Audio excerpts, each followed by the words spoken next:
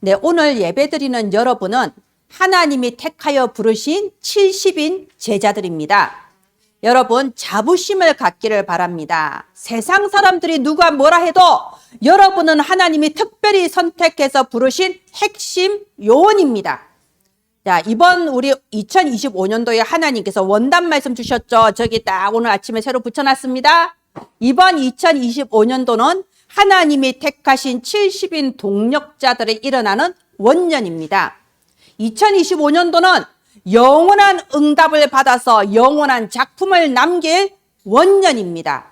여러분, 그렇다면 하나님은 언제나 재창조의 능력으로 새로운 일을 시작하세요.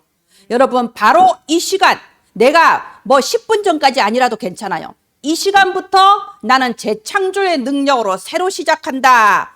언약을 붙잡기를 바랍니다. 하나님의 언약은 누구에게 이루어지냐? 언약을 붙잡은 자에게 보호자의 능력으로 이루어지는 겁니다. 네, 이번에 이 원단 말씀의 가장 주제가 뭐냐면 기도예요. 여러분, 하나님은 우리에게 기도하라고 하십니다. 집중하라고 하십니다. 내가 원하는 걸 하나님 앞에 막 요구하는 게 기도가 아니에요. 이 보호자에 앉으신 하나님의 뜻이 내게 와닿고 내가 하나님과 마음이 통하고 하나님이 하시는 그 흐름 속에, 응답의 흐름 속에 들어가는 거, 그게 바로 기도입니다. 그래서 이번 2025년도 원단의 주제는 기도예요. 남은 자의 기도, 순례자의 기도, 창조주 하나님이 응답하시기 때문에 창조적인 기도. 여러분 2025년도에 기도에 집중하시기를 바랍니다. 네, 다음 화면 해주세요. 정말 기도에 집중하시다가 원단 말씀대로 여러분을 통하여 빛의 성전이 회복되어지고 하나님이 주시는 빛의 경제력을 체험하면서 많은 후대와 새가족들 앞에 빛의 이정표로 서는 저와 여러분 되기를 예수님 이름으로 축원드립니다. 네, 다음 화면 해주세요. 오늘 하나님께서 말씀에 길든 온유한 자라는 말씀을 주셨습니다. 우리가 사실은 지난주는 신년 예배였고요. 이번 주가 우리 2025년도의 첫 강단이라고도 할 수 있겠죠. 근데 하나님께서 저와 여러분에게 온유한 자라는 말씀을 주셨어요. 우리가 어지간히도 강팍한가 봅니다. 예, 우리가 보통 이 온유한 자, 세상에서는 온유라는 말을 어떻게 쓰냐? 아주 부드럽고 착한 사람, 이런 의미로 생각합니다. 과연 그럴까요? 실제로 이 마태복음 5장 5절을 본문으로 해서 설교를 하는 경우에 많은 교회에서는 참아라, 양보해라, 참고 버티다 보면 언젠가 복이 온다, 이런 식으로 설교가 많이 나옵니다. 여러분, 그런데 과연 이 온유의 의미가 그런 의미일까요? 연약한 자, 순한 자, 착한 자, 그런 의미일까요? 우리가 마태복음 11장 29절에 예수님이 이렇게 말씀하셨어요. 나는 마음이 온유하고 겸손하니 내게로 와서 배우라, 이렇게 말씀하셨어요. 예수님이 스스로 자기 자신을 온유한 자라고 했습니다. 자, 그럼 우리 예수님 한번 보세요. 예수님은 성전에 가서 채찍을 휘두르시면서 이 성전을 더럽히고 있는 장사꾼들을 다 쫓아내셨어요. 채찍을 휘두르면서 성전 마당을 깨끗하게 청소해 버리셨어요. 바로 이걸 보고 분노, 거룩한 분노라고 하는 겁니다. 내 아버지의 집은 만민이 기도하는 집인데 너희들이 강도의 소굴로, 장사꾼의 소굴로 만드는구나 하면서 분노하셨어요. 여러분, 예수님은 때로는 거룩한 분노를 하시는 분이었어요. 그러면 우리가 세상 사람들이 흔히 생각하듯이 착하고 순하고 참고 양보하고 이런 것이 온유의 뜻이 아니라는 사실을 알 거예요. 때로는 거룩한 분노를 하면서 나는 온유하다라고 말씀하셨습니다. 우리가 그래서 오늘은요, 먼저 이 온유한 자, 이 의미를 여러분 아셔야 됩니다.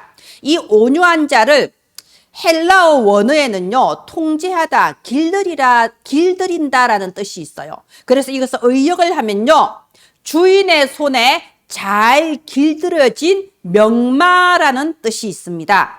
자, 어떤 사람이 이 광야에서 야생마를 한 마리 발견한 거예요. 딱 보니까 야생마가 명마야. 딱 동물들은 생긴 거 보면 표가 나잖아요. 야, 이거는 100년에 한번 나올까 말까 진짜 명마구나. 그런데 야생마라서 막 돌아다니는 거예요. 이 사람이 그 말을 잡았어요. 어떻게든 이 말을 진짜 명마로 한번 키워보려고 잡았습니다. 근데 이 야생마가 그걸 알겠어요?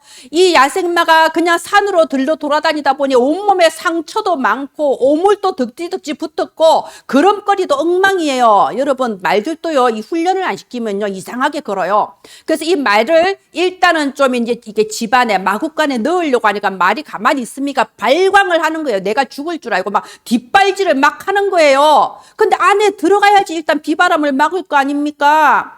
그리고 이 말한테 이제 맛있는 먹이를 준비해서 주는 거예요. 저 광야 들판에서는 먹어본 적도 없는 영양가가 풍부한 먹이를 주는데 말이 그거를 발로 차서 엎어버려요. 말이 야생마니까 엎어버려요. 지한테 좋은지도 모르고.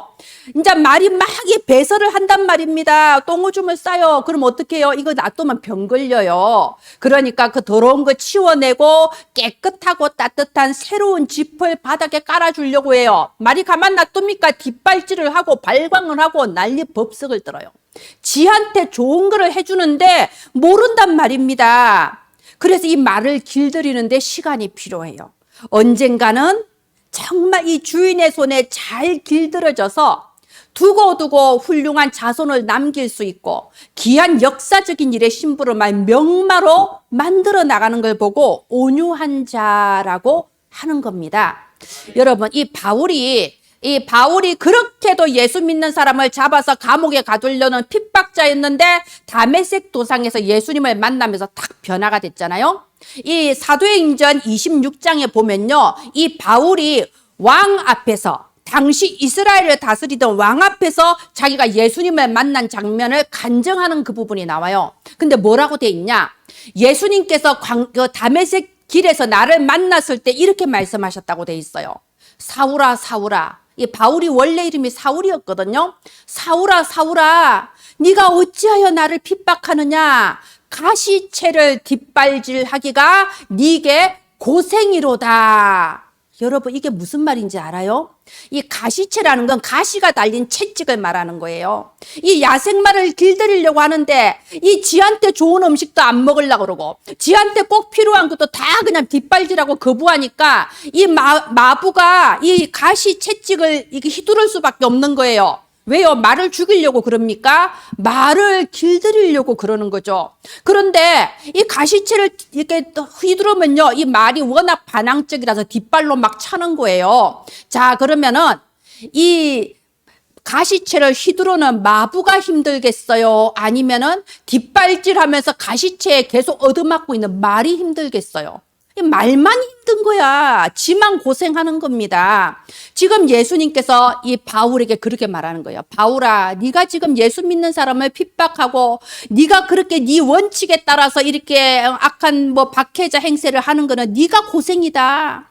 하나님의 이 손길을 받아들이지 않고 뒷발질하고 있으니까 네가 고생이다. 가시채를 뒷발질하기가 네게 고생이로다라고 말씀하시는 겁니다. 여러분, 우리도 때로는요, 이렇게 야생마처럼 이 변화하기 전에 바울처럼 내가 고생을 사서 하고 있는 경우가 너무나 많습니다. 하나님 말씀에 순종하여 내가 변화되면 끝나는데 그게 안 되는 거예요. 한 번만 말씀 붙잡고 아, 그렇구나, 아멘 하고 마음으로부터 변화되면 되는데 그게 안 되니까 평생 신앙생활하면서도 방황하고 여기저기 갈등하고 다니면서 하나님 자녀가 받을 축복을 못 누리고 살 때가 너무 많지 않습니까? 이렇게 말씀하셨어요. 신명기 10장 13절에 보면요, 내가 너의 행복을 위하여 주는 이 말씀을 지키라고 되어 있습니다. 하나님이 우리한테 말씀을 주실 때 뭘 위해 준다고? 너의 행복을 위하여. 우리를 행복하게 하시려고 우리에게 말씀을 주시는 겁니다. 우리의 때로는요, 우리가 신앙생활 시작하면서도 나는 왜 이렇게 응답이 없을까? 난 왜 이렇게 고난의 시간표가 길까? 하나님은 왜 나에게 이런 고난을 자꾸 주시는 걸까? 이런 생각을 할 때가 있습니다. 그거는 하나님이 우리를 미워해서 그런 게 아닙니다. 하나님은 나의 행복을 위하여, 나의 미래의 행복을 위하여 말씀을 주시는데 내가 계속 뒷발질을 하는 거예요. 내가 계속 거부하는 거예요. 내가 계속 다른 길을 찾아서 방황하는 겁니다. 그래서 하나님은 단 하나의 정확한 언약을 붙잡아라. 말씀에 길들기만 하면 모든 행복이, 모든 보좌의 능력이 시작되는데 정확한 언약을 붙잡으라고 때로는 우리에게 이런 고난의 시간표도 허락하시는 거예요. 여러분, 우리가 붙잡아야 될 정확한 언약이 뭡니까? 예수는 그리스도. 아멘. 여러분, 나는 이 그리스도의 생을 걸겠다. 내가 내 목숨을 그리스도에 걸겠다. 왜? 내가 죽고 살고 상관없이 내 가문의 운명을 바뀌는 건 그리스도밖에 없습니다. 민족의 운명을 바꾸는 것은 그리스도. 이거밖에 없다니까요. 그리스도 앞에 흑암이 무너지고 그리스도 앞에 운명 팔자가 바뀌는 겁니다. 그래서 예수는 그리스도. 모든 문제 끝. 여러분, 여기에 생을 거세요. 생을 걸어버리세요. 그냥 어린아이 때 외워서 예수는 그리스도 이거 하고요. 내가 정말 그리스도에 내 생을 걸겠다. 이 결단을 하고 그리스도 고백하는 건 완전히 다릅니다. 그리고 받는 응답이 완전히 다릅니다. 그리스도가 무슨 뜻인가요? 내 가문을 타고 내려와서 어느 순간 나를 덮쳐버리는 이 영적 문제를 끝내는 오직 한 이름입니다. 티 없이, 이름 없이, 빛도 없이 끊임없이 시달리고 있는데 뭔가 모른 정신 문제, 마음의 고통으로 시달리는데 이것을 끝낼 수 있는 오직 한 이름, 그리스도예요. 예수는 그리스도. 우리 미래의 모든 문제, 흑암 권세 완전히 박살내는 이름, 오직 그리스도. 유일한 빛의 이름, 그리스도. 여러분, 우리가 더 이상은 이 가시채를 뒷발질하는 고생 그만하시기를 바랍니다. 그리스도를 마음으로부터 믿고 나의 참된 주인으로 영접하시기를 바랍니다. 영접이라는 건요, 단순히 예수님 구주로 영접합니다. 기도하면서 구원받는 영접이 있고, 두 번째, 진짜 나의 주인으로, 내 인생의 주인이요, 내 미래의 주인이요, 내 경제의 주인이요, 내 시간의 주인이요, 내 몸의 주인이고, 내 모든 인간관계의 주인이고, 내 가정의 주인이다. 진짜 주인으로 영접하는 게 있습니다. 여러분, 정말 고생 그만하시고요. 정말 참된 온유한 자, 하나님의 말씀의 길들은 온유한 자가 되기를 바랍니다. 자, 우리 구약 성경에 요나가 나와 있어요. 이 요나는요, 하나님을 잘 믿는 선지자였습니다. 주변 사람들이 요나는 하나님의 종이다 다 인정했어요. 그런데 이 요나는요, 사실 하나님의 말씀이 선포될 때에 그 말씀을 취사 선택하는 사람이었어요.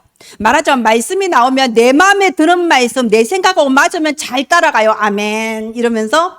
그런데 마음에 안 드는 말씀은 그냥 거부하는 거예요. 에이, 저건 좀 틀린 것 같아. 하나님 약간 실수하셨겠지.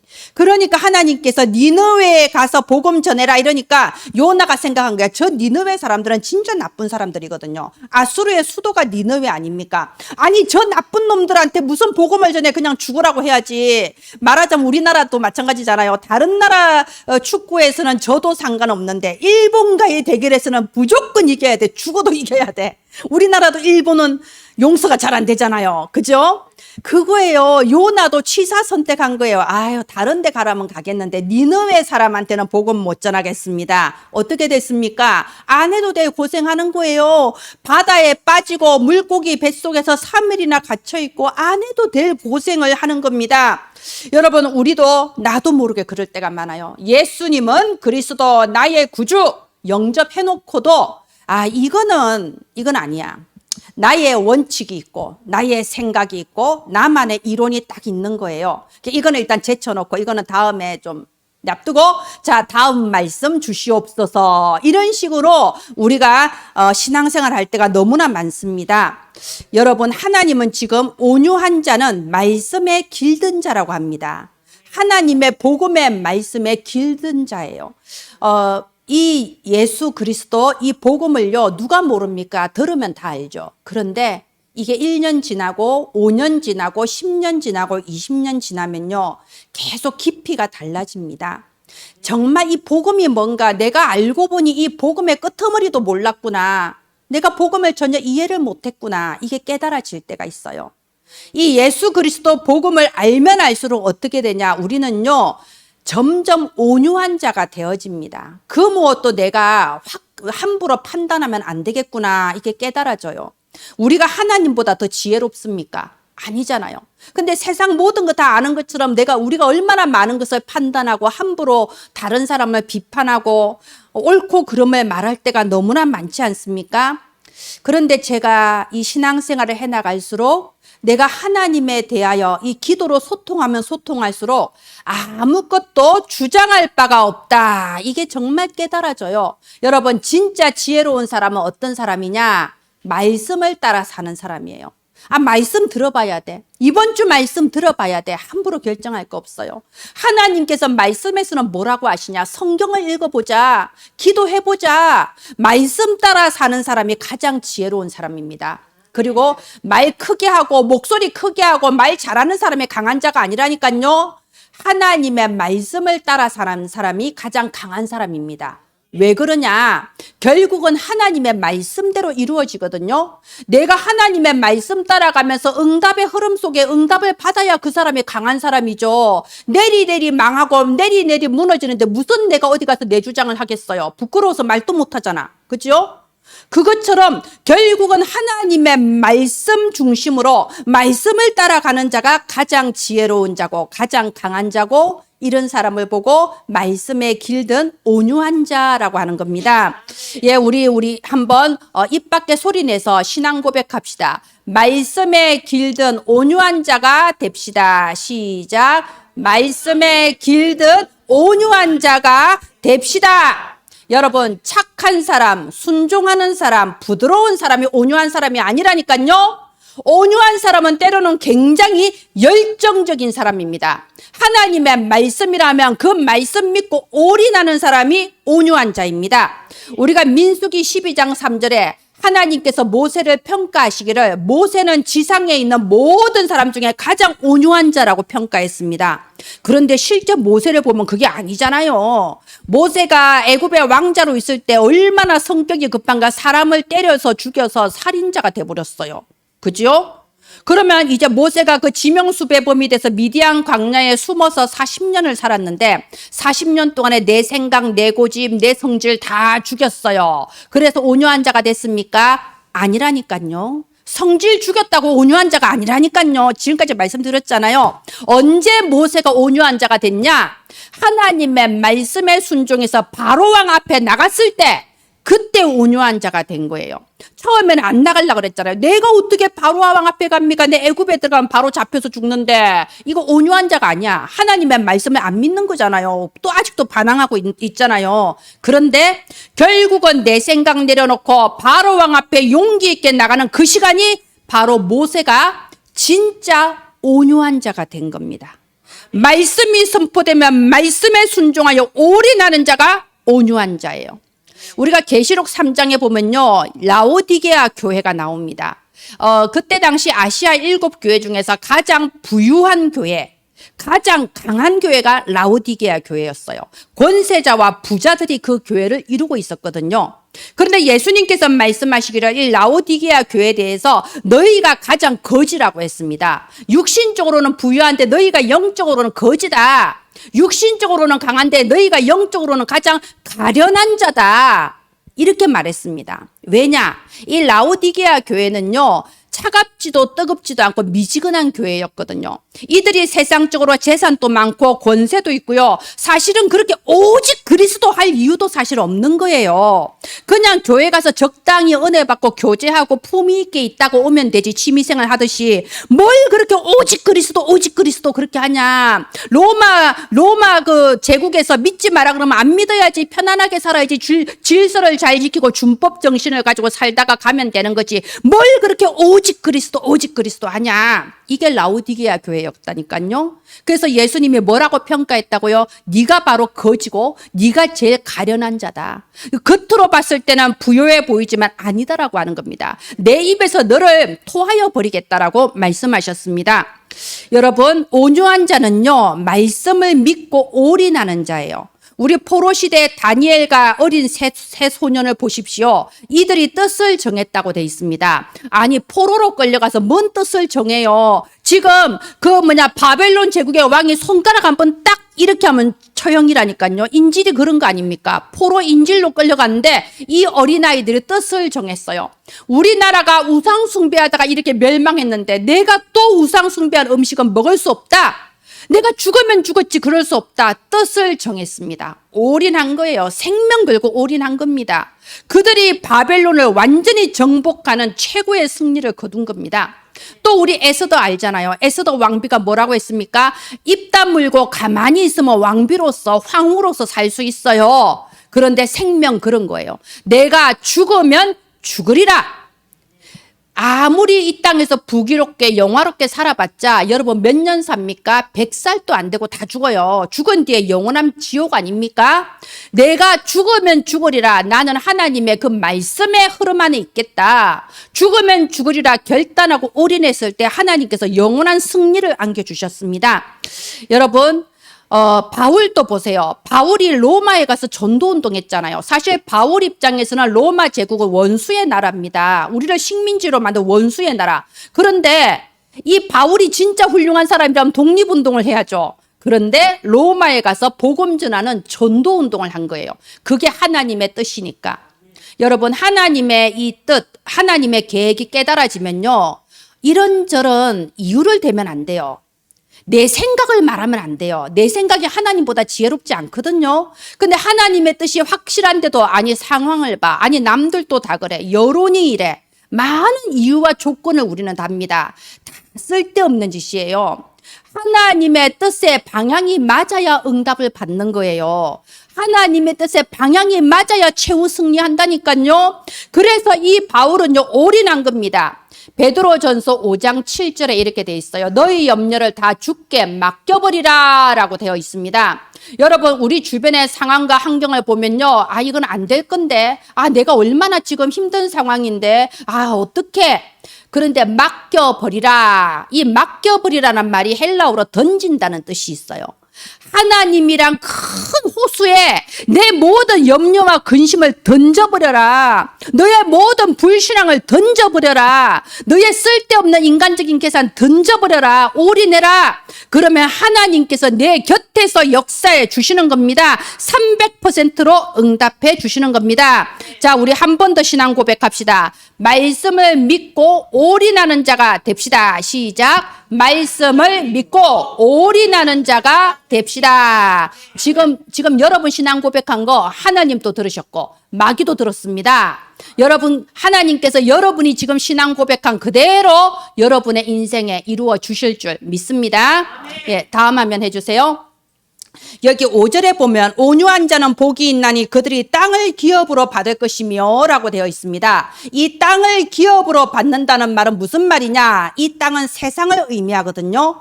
쉽게 말해 저와 여러분이 이 세상을 살리는 정복자가 되게 하시겠다 이 말입니다. 여러분 지금 여러분 가정의 현장 또는 직장 현장 여러분 여러 현장 속에서 문제 속에 있지는 않습니까?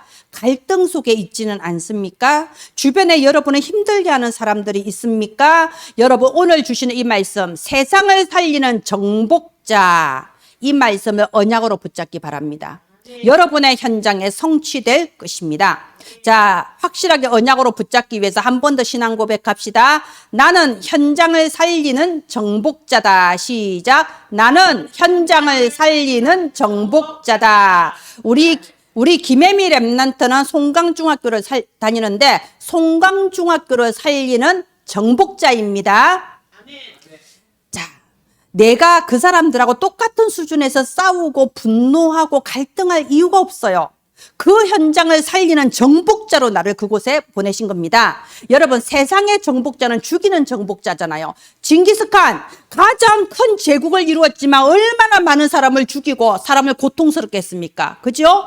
나폴레옹 수많은 전쟁을 일으키고 많은 사람을 죽였습니다. 그러나 우리는 그런 정복자가 아니에요. 우리는 무슨 정복자냐? 살리는 정복자입니다.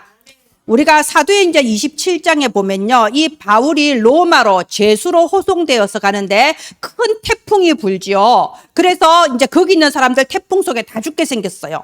14일 동안 태풍에 막 휘말려서 바다를 방황하는 거예요. 다 죽을 거라고 생각했어요. 근데 그럴 때 딱 바울이 갑판에 서서 말합니다. 사도행전 27장 24절에 어젯밤에 하나님의 사자가 내 곁에 서서 말하기를 바울아 두려워하지 말라. 너와 함께 항해하는 자들을 내가 다 너에게 주었노라. 이렇게 말씀하셨어요. 자, 이게 무슨 뜻입니까? 지금 이 배에 타고 있는 270명의 선원과 군인들을 바울의 손에 맡겨버렸어요. 그러면 바울이 그 사람들을 죽이라고 맡긴 게 아니죠.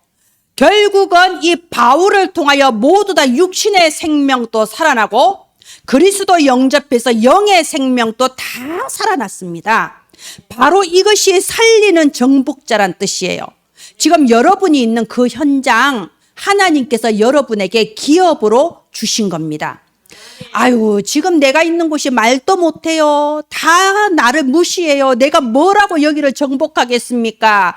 당연하죠. 요한복음 16장 11절에 뭐라고 돼 있냐? 세상 임금 마귀라고 돼 있습니다.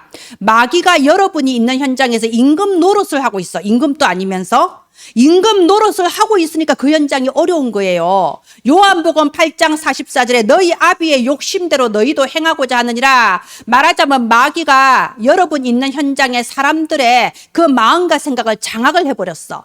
그러니까 마귀가 시키는 대로 자꾸 행동을 하는 거야. 그러니까 여러분 있는 현장이 힘들고 어려운 거예요. 복음을 좀 전해볼래도 안 들어요. 당연하죠. 고린도후서 4장 4절에 뭐라고 돼 있습니까? 이 세상 신이 이 사람들의 마음과 생각에 복음의 광채를 가리고 있다고 되어 있습니다. 복음의 빛이 쫙 비치는데도 이 마귀가 가리고 있으니까 받아들이지를 않는 거예요. 왜 이런 말을 하냐? 여러분 있는 현장의 영적 상태를 이해를 하라는 겁니다. 그런 상태 속에서 왜 저 인간은 복음을 안 들어 해봤자 소용없어. 아니, 당연한 상황이라니까요, 지금. 자, 그런데 그 속에 나를 향하신, 여러분을 향하신 하나님의 절대 계획은 분명히 있습니다. 그걸 깨달으셔야 돼요. 왜 하나님 나를 이곳에 보내셨습니까? 내가 무엇을 하기를 원하십니까? 나를 통하여 무엇을 이루기를 원하십니까? 하나님의 나를 향한 절대 계획, 그것만 찾으면 됩니다. 여러분, 하나님의 절대 계획은요, 아무도 막을 수가 없어요. 여러분 자신도 못 막아요. 하나님은 반드시 이루시거든요. 그 절대 계획이 뭡니까? 베드로전서 2장 9절에 이 거룩한 빛을 선전하는 자, 이 빛을 비추는 자로 여러분을 불렀다는 겁니다. 그 캄캄한 여러분의 현장에 빛을 비추라고 불렸다는 겁니다. 그래서 마태복음 5장 14절에 너희는 세상의 빛이라 라고 했습니다. 여러분 주변에 10명의 사람이 여러분을 둘러싸고 틀린 말을 해도 그 사람들이 여러분 못 이겨요. 왜? 하나님의 참된 빛은 그 사람들에게 있지 않고 여러분 안에 있거든요. 그 사람들은 대학 나왔고 나는 국민학교 나와도 상관없다니까. 하나님의 참된 빛이 여러분 안에 있다니까요. 너희는 세상의 빛이라. 그래서 이사야서 60장에 일어나라. 빛을 발하라. 이는 내 영광의 빛이 네 머리 위에 임하였다라고 하는 겁니다. 이렇게 빛을 비추면 어떻게 되냐? 이사야 60장 4절부터 쭉 나오죠. 모든 나라의 어린 아들과 딸들이 내게로 안기오고 바다의 부가 너한테로 오고 이방의 모든 재물이 너한테로 오고. 말하자면 하나님은 빛의 경제력도 주시겠다 이겁니다. 너희가 빛을 바라기만 하면, 너희가 빛을 바라기만 하면 하나님은 여러분에게 모든 필요를 채워주십니다. 여러분, 군인을 전쟁에 내보내면서 총도 안 들리고 내보내겠어요? 군인을 전쟁에 내보내면서 총알도 안 주고 내보내겠어요? 여러분을 현장에 빛을 발하는 자로 딱 세웠을 때는 여러분한테 능력도 주시고 응답도 주시고 빛의 경제력도 모든 필요한 거 주시겠다는 의미입니다. 하나님이 네 알아서 살아라 뭐 이러겠어요? 아니라니까요. 그래서 나를 향한 하나님의 절대 계획, 아무도 못 막는 절대 계획, 이것만 깨달으면 되는 겁니다. 여러분, 이 절대 계획에 여러분이 딱 확신을 해야 진짜 온유한 자가 될 수 있어요. 아니, 아브라함 보세요. 아브라함을 부르셨을 때 하나님이 뭐라고 했나요? 너를 축복하는 자는 내가 축복하겠고 너를 저주하는 자는 내가 저주할 것이고 내가 너로 큰 민족을 이루게 하겠다. 이 내가 누굽니까? 하나님이잖아요. 하나님이 여러분 대신에 싸워주시고 하나님이 여러분을 축복하셔서 하나님이 여러분을 복의 근원이 되게 하시겠다는 겁니다. 내가 기억하시기 바랍니다. 하나님이 하신다니까요. 모세도 마찬가지 아닙니까? 모세가 아직도 온유한 자가 덜 돼가지고 아이고 하나님 내가 뭐라고 바로왕 앞에 갑니까? 가면 죽어요. 보낼 만한 사람을 보내야지 내가 뭐라고. 근데 하나님이 뭐라고 했나요? 내가 너와 함께 하겠다. 누가? 내가. 이번 주에 기억하세요. 내가 하나님이 하신다는 겁니다. 여러분이 나를 향한 하나님의 절대 계획은 빛을 비추라는 거다. 나를 통해서 저 사람 다 살리라는 거다. 나를 통해서 이 현장을 바꾸라고 나를 보내신 거다. 내가 이 현장 꼬라지가 왜 이래 하면서 절망하라고 보내신 게 아니라니까요. 내가 이 현장 분위기 따라 나도 좀 뭉개서 가야지 그러라고 보내신 게 아니라니까요. 이곳에서 기도하고 이곳에 빛을 발할 빛의 사자로 나를 이곳에 보내셨다. 내 능력 아닙니다. 하나님이 하시는 거예요. 내가 하겠다. 하나님은 이렇게 말씀하십니다. 마지막으로 신앙 고백합시다. 하나님이 하십니다. 시작. 하나님이 하십니다. 나는 세상 살리는 정복자입니다. 시작. 나는 세상을 살리는 정복자입니다.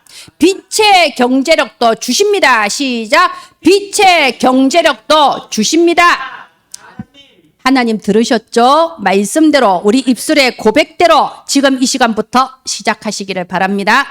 네, 다음 마지막 화면 주세요. 우리가 온유한 자의 의미를 바로 합시다. 온유한 자는 말씀에 길든 자입니다. 쉽게 말해 하나님이 이루실 정확한 언약을 붙잡은 사람입니다. 우리가 정확한 언약을 붙잡으면 세상 살리는 정복자가 되게 하시는 겁니다. 시간은 걸릴 수 있습니다. 여러분, 바울이 다메섹에서 예수님 만나고 나서 그리고 바로 사역한 거 아니에요. 저 아라비아 반도로 가서 3년 동안 있었습니다. 자기 고향 다소로 가서 10년을 있었습니다. 총 13년을 이름도 없이 빛도 없이 찾아주는 사람 하나 없이 구석에 박혀 있었어요. 그런데 그 13년 지났을 때에 바나바의 그 부름을 받아서 안디옥 교회로 가고 거기서부터 본격적인 세계복음화 사역을 시작한 겁니다. 중요한 건 내 속에 하나님의 언약이 있는가? 내가 이 언약을 정확하게 붙잡은 말씀에 길든 자인가?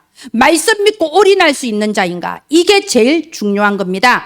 오늘 여러분 정확한 언약을 붙잡는 날, 하나님이 주시는 전무후무한 응답이 시작되는 날 되시길 예수님 이름으로 축원드립니다. 기도합니다.